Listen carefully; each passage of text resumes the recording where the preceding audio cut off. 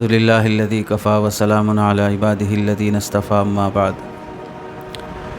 حصول علم کے آداب میں سے پانچواں ادب، اور یہ آداب باطنی آداب جن کا تذکرہ چل رہا تھا۔ پہلا ادب آپ لوگوں کے سامنے آیا کہ حسن نیت بہت ضروری ہے حصول علم کے لیے۔ دوسرا ادب آیا حصول علم کے لیے تقویٰ و طہارت ضروری ہے۔ تیسرا ادب آیا حصول علم کے آداب میں سے عمل بالعلم، کہ علم پر عمل ضروری ہے، اس کے بغیر علم نافع نہیں ہو سکتا۔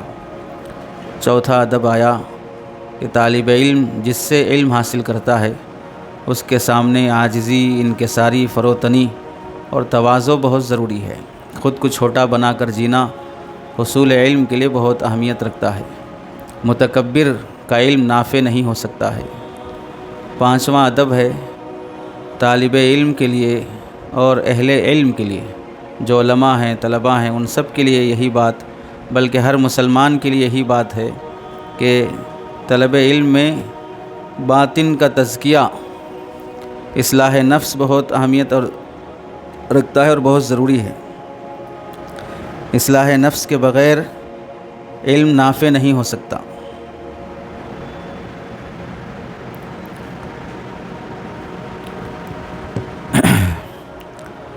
تو علم کی دولت حاصل کرنے کے لیے تزکیہ اور تصوف میں دلچسپی اور اس میں حصہ لیتے رہنا ضروری ہے، کیونکہ علم اللہ کا نور ہے اور معصیت اور گناہ ظلمت اور اندھیرا ہے۔ نور اور اندھیرا دونوں ایک جگہ جمع نہیں ہو سکتے ہیں۔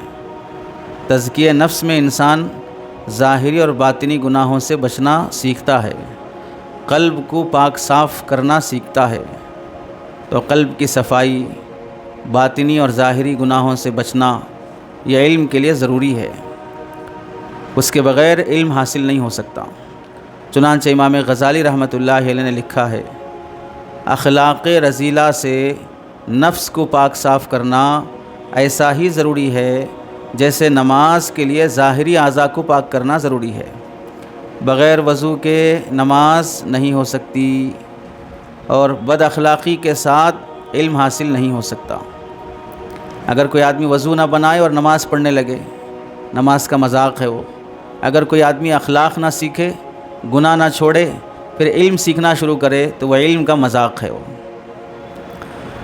نماز جیسے ظاہری عبادت ہے، ایسے ہی علم یہ باطنی عبادت ہے، قلب کی عبادت ہے علم۔ تو ظاہری عبادت کے لیے وضو شرط ہے، یعنی ظاہری گندگی سے پاک ہونا شرط ہے، جسے احتلام ہو گیا ہو، غسل واجب ہو گیا ہو، ناپاک ہو گیا ہو، ایسے جسم والا عبادت ظاہری ادا نہیں کر سکتا۔ ویسے ہی جس شخص کی باطنی اخلاق خراب ہو چکے ہوں وہ شخص بھی علم حاصل نہیں کر سکتا ہے، چونکہ علم باطنی عبادت ہے۔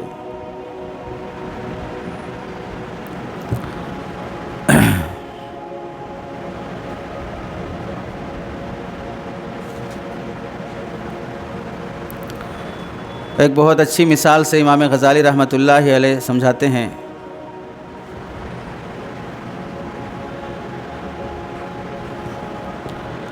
قرآن حدیث میں اللہ کے نبی علیہ السلام نے فرمایا، لا تدخل الملائکۃ بیتا فیہ کلب، اس گھر میں فرشتے داخل نہیں ہوتے جس گھر میں کتا ہوتا ہے۔ یہ تو حدیث کی صاف بات ہے۔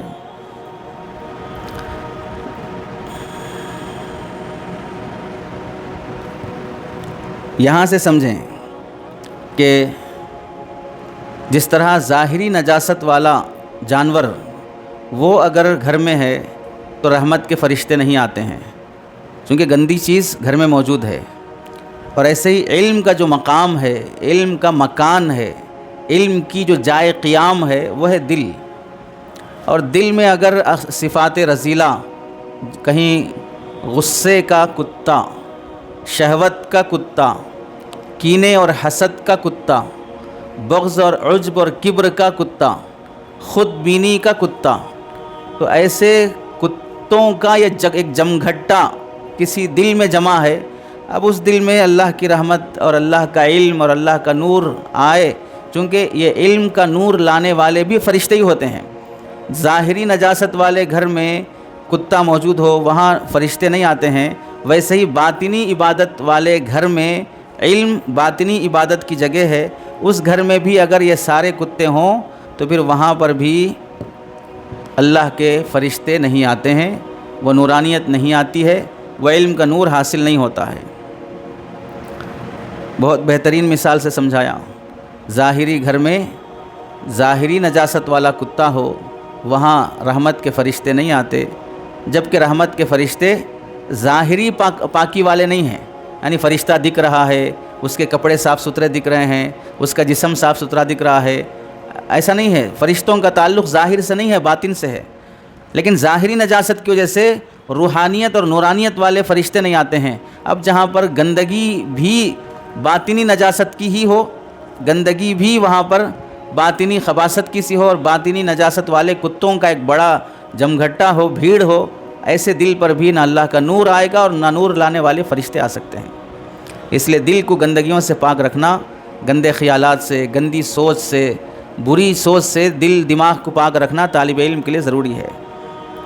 کسی بچے کو دیکھا تو گندا خیال آیا، کسی استاذ کے بارے میں بری سوچ آئی، کسی دوسرے دوست اور ساتھی کے بارے میں گندی سوچ پیدا ہو گئی، ایسے گندے خیالات سے پاک رکھنا خود کو ضروری ہے۔ قرآن مجید میں اللہ رب العزت ارشاد فرماتے ہیں وَذَرُوا ظَاهِرَ الْإِثْمِ وَبَاطِنَ، ظاہری اور باطنی سب گناہ کو چھوڑ دو، اعضاء کے گناہ کو بھی چھوڑو، ہاتھ پیر آنکھ کان ناک کے، اور دل کے گناہ کو بھی چھوڑو۔ اور جب انسان دل کے گناہ کو چھوڑتا ہے تو اسے اخلاق حسنہ نصیب ہوتے ہیں۔ اسی کو صوفیاء اکرام تعمیر الظاہر والباطن کہتے ہیں، تعمیر الظاہر والباطن، کہ انسان اپنے ظاہر کو بھی سنوار لے اور اپنے باطن کو بھی سنوار لے، صابن سے منہ دھو کر، پاؤڈر لگا کر، سرما لگا کر، خوشبو لگا کر، میک اپ کر کے جس طرح ایک خوبصورت جاذب نظر بن کر دکھنا چاہتا ہے، اس سے کہیں زیادہ انسان اپنی سیرت کو سنوارنے کی، اخلاق کو سنوارنے کی کوشش کرے۔ اسی تعمیر الظاہر والباطن کو تصوف، سلوک اور تزکیہ کہتے ہیں۔ تزکیہ باطن، دل کی صفائی کی اہمیت اس معنی کر بھی بڑھ جاتی ہے، دنیا اور دنیا کی جتنی چیزیں اللہ نے بنائی ہیں، کوئی ایک چیز بھی ایسی نہیں ہے جس سے انسان بے نیازی برت سکتا ہے۔ بھئی مجھے فلاں چیز کی ضرورت نہیں ہے، مجھے ہوا کی ضرورت نہیں، اس کے بغیر بھی جی لوں گا، مجھے پانی کی ضرورت نہیں، اس کے بغیر بھی جی لوں گا۔ حتیٰ کہ ہم آج کل بننے والے پلاسٹک کا بھی ہم انکار نہیں کرتے، مجھے پلاسٹک کی ضرورت نہیں ہے، میں اس کے بغیر بھی جی لوں گا۔ جو قلم پکڑیں وہ بھی پلاسٹک کا ہی ہے، ہم اس کا بھی انکار نہیں کر سکتے۔ دنیا کی ایک چیز نہ بھی ہو تو انسان کی کوئی ایک چیز نہیں ہے تو انسان کی ضرورتوں میں حرج نہیں ہوگا، لیکن پھر بھی چلیں، دنیا کی جتنی چیزیں ہیں ان تمام چیزوں کا تعلق کسی نہ کسی طرح انسان کی ضرورت سے جڑا ہوا ہے، چاہے قریب سے ہو چاہے دور سے ہو، انسانوں کی ضرورتوں کی تکمیل اس سے ہوتی ہے۔ مگر انسان دنیا کی کسی چیز کے لیے بھی نہیں بنا ہے، دنیا کی تمام چیزیں انسان کے لیے بنی ہیں، انسان دنیا کی کسی بھی چیز کی خاطر نہیں بنا ہے، انسان صرف اور صرف اللہ کی خاطر بنا ہے۔ اس کی مثال ایسے سمجھیں، ایک آدمی گھوڑا پال رہا ہے اور اس گھوڑے کے لیے گھر بنایا، استبل خانہ جسے بولتے ہیں، اور اس گھوڑے کے لیے گھاس پانی دانے کا انتظام کیا۔ استبل گھوڑے کے لیے، جو کھوٹا باندھا گیا ہے گھوڑے کے لیے، جو رسی ہے گھوڑے کے لیے، جو چارہ ہے گھوڑے کے لیے، جو سایہ ہے گھوڑے کے لیے، جو پانی ہے گھوڑے کے لیے۔ گھوڑا کس کے لیے ہے؟ اس کے آقا اور مالک کے لیے۔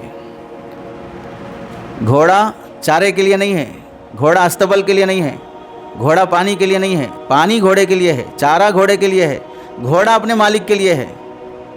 بالکل اسی طرح یہ زمین اور اس کی پیداوار یہ دو پیروں کے گھوڑوں کے واسطے ہیں، یہ بارش، یہ ہوا، یہ دو پیروں کے گھوڑوں کے واسطے ہیں، یہ کپڑے، یہ سونا چاندی، یہ زمین، یہ سارے خزانے یہ دو پیروں کے گھوڑوں کے واسطے ہیں، اور یہ دو پیروں کا گھوڑا اپنے آقا کے واسطے ہے، اپنے اللہ کے واسطے ہے۔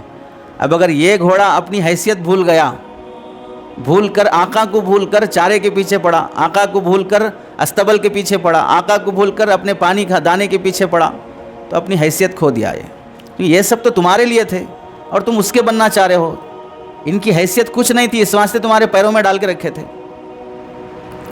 ارے اس سے بڑی عظمت کی چیز اور کیا چاہیے انسان کو؟ دنیا کے جتنے خزانے ہیں ان میں سے کوئی ایک خزانہ بتائیے جو آسمان سے برستا ہو۔ سونا کہاں سے نکلتا ہے؟ زمین سے۔ چاندی کہاں سے؟ پیٹرول کہاں سے؟ ڈیزل کہاں سے؟ پیداوار کہاں سے ہے؟ جو بھی خزانے ہیں وہ سب کے سب زمین سے ہیں، اور زمین کہاں پر ہے؟ انسان کے پیروں کے نیچے ہے۔ تو سارے خزانے اللہ نے لا کر پیروں کے نیچے رکھ دیا ہے، سارے خزانے لا کر اللہ نے اشرف المخلوقات کے پیروں کے نیچے رکھ دیا ہے۔ یہ خزانے اللہ ہو سکتا ہے کہ بارش میں سونے بھی گرے، چاندی بھی گرے، درختوں سے لگے، مخصوص درخت ہوں سونے چاندی کے، یا آسمان سے کبھی کبھار برس جاتے ہوں، لیکن سارے خزانے اللہ تعالیٰ نے زمین میں رکھے اور زمین کو انسان کے پیروں کے نیچے رکھ دیا، یہ بتانے کے لیے دنیا کے سارے خزانوں کی حیثیت میرے نزدیک کچھ نہیں ہے، تبھی زمین میں رکھا اور زمین تیرے قدموں کے نیچے رکھا، اور تو میرے لیے ہے۔ اس سے بڑی حکمت اور کیا چاہیے زمین پیروں کے نیچے ہونے کے لیے؟ تو اس سے ہمیں سمجھنا چاہیے کہ جس طرح گھوڑا صرف آقا اور اس کی سواری کا ہوتا ہے، اسی طرح تمام کائنات، زمین، آسمان، شجر، حجر، نباتات، جمادات، یہ سب کے سب انسان کی راحت کے لیے ہیں، اور انسان صرف اس واسطے ہے کہ وہ اپنے خالق کی عبادت کر کے اس کے حق میں وہ ایک اچھا اور سچا بندہ بن سکے۔ تو نتیجہ کیا ہوا کہ انسان ایک اچھا بندہ بننے کے لیے اسے دو باتوں کی ضرورت پڑتی ہے۔ پہلی بات ہے عبادت کا علم، بندگی کا علم ہونا، بندگی کا علم ہونا، تاکہ میں ایک اچھا بندہ بن سکوں۔ تو بندہ بننے کے لیے بندگی کا علم ہونا ضروری ہے، اسی بندگی کے علم کا نام ہے علم دین، اور دوسرا ہے بندگی کرنا، اور اسی بندگی کا نام ہے تزکیہ و تصوف، عشق و محبت الہی۔ تو جو بندگی کا علم ہے وہ بندگی کا علم حاصل ہوتا ہے درس و تدریس کے ذریعے سے، مدارس علمیہ کے ذریعے سے۔ اسی بندگی کے علم کا نام ہے علم شریعت، اسی بندگی کا نام ہے، بندگی کے علم کا نام ہے علم شریعت۔ اسی کو کہا جائے گا علم قال، جو گفتگو میں بول کر سن کر سیکھا سنا جاتا ہے، علم قال۔ اور جو بندگی ہے جس سے بندہ بنتا ہے انسان، اس بندگی کو کہتے ہیں علم شریعت کے ساتھ علم طریقت، اسے کہتے ہیں علم طریقت۔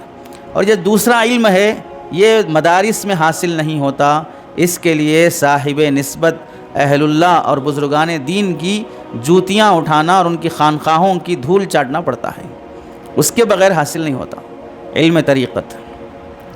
علم شریعت درس و تدریس اور مدارس سے حاصل ہوگا، اور علم طریقت خانقاہوں سے اور بزرگوں سے حاصل ہوگا۔ اور علم طریقت علم شریعت کی روح ہے، علم طریقت علم شریعت کی روح ہے۔ اگر علم شریعت ہے لیکن علم طریقت نہیں ہے تو پھر اس جسم میں گویا کہ جان نہیں ہے، اس میں زندگی نہیں ہے، کیونکہ علم کا اصل مقصد عمل پہ آنا، بندگی پہ آنا ہے۔ اور آگے اتنی بہترین بات فرمایا کہ علم طریقت علم شریعت کا اصل الاصول اور مغز ہے، کہ اس کے بغیر اگر کوئی آدمی علم سیکھے گا کہ اس کے بعد بندہ عمل کے قابل نہیں ہو رہا ہے، صرف علم سیکھتے جا رہا ہے، عمل نہیں آ رہا ہے، بندگی نہیں آ رہی ہے زندگی میں، تو پھر جو وہ علم سیکھا علم شریعت، وہ علم شریعت یا تو پہلے درجے میں حاصل ہی نہیں ہوگا طریقت کے بغیر، یعنی تقوی، طہارت، باطن کی صفائی، اخلاق حمیدہ اور صفات رذیلہ سے خالی ہو کر علم سیکھے گا تو پھر اس صورت میں اگر صفات رذیلہ کے ساتھ علم سیکھے گا پہلے تو علم شریعت حاصل نہیں ہوگا، ظاہری چند سطریں اور لکیریں آئیں گی بس، اور اگر حاصل ہو بھی جائے تو پھر وہ علم بار آور اور پھلدار اور نافع نہیں ہوگا، بے فائدہ علم ہوگا، اس علم سے کوئی نفع نہیں حاصل ہو سکتا، بے مزہ رہے گا۔ اور اگر وہ حاصل ہو بھی گیا کہ چلیے وہ علم دکھ رہا ہے کہ فائدہ ہو رہا ہے، کیا فائدہ ہو رہا ہے؟ مہینہ مہینہ سیلری مل رہی ہے، تنخواہ مل رہی ہے، اسی علم کی بنیاد پر تو مل رہی ہے تنخواہ، سیلری سب، تو پھر کیا ہوگا؟